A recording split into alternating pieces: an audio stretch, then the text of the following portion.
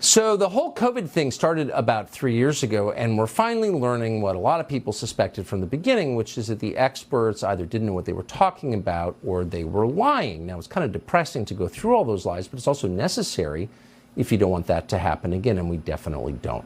Dr. Marty Makary has been chronicling them, keeping track. He's a public health expert, professor at Johns Hopkins School of Medicine, and he joins us tonight to list some of the things we learned that aren't true. Doctor, thank you so much for coming on. Thank you for keeping track of this, because I think you need an after-action report to make you better the next time. So what have we learned was untrue?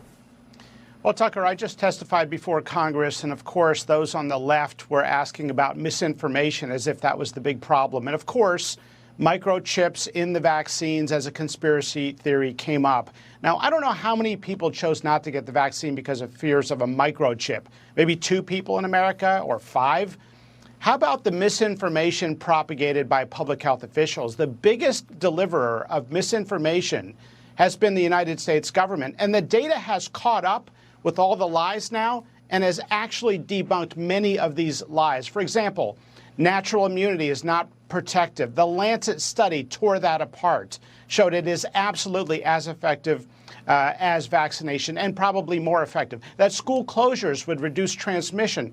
The Europe experience proved that wrong. The schools were open, clear, and free throughout with the similar transmission rate. So that was wrong.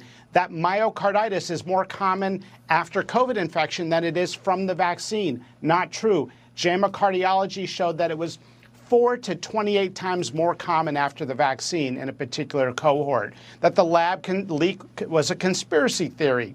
Both Dr. Farzan and Gary, the nation's 2 top virologists, told Dr. Fauci in January of 2020 in an emergency meeting that Fauci called that they thought it was the lab leak, and yet it was billed as a conspiracy. And finally, that the bivalent vaccine and the boosters are effective and necessary for young people. We've had no randomized controlled trials. Dr. Jha at the White House said it's crystal clear. To me, it's crystal clear a young, healthy person should not get it. No one on the congressional committee or at the CDC has ever been able to tell us if any healthy American child has died of COVID.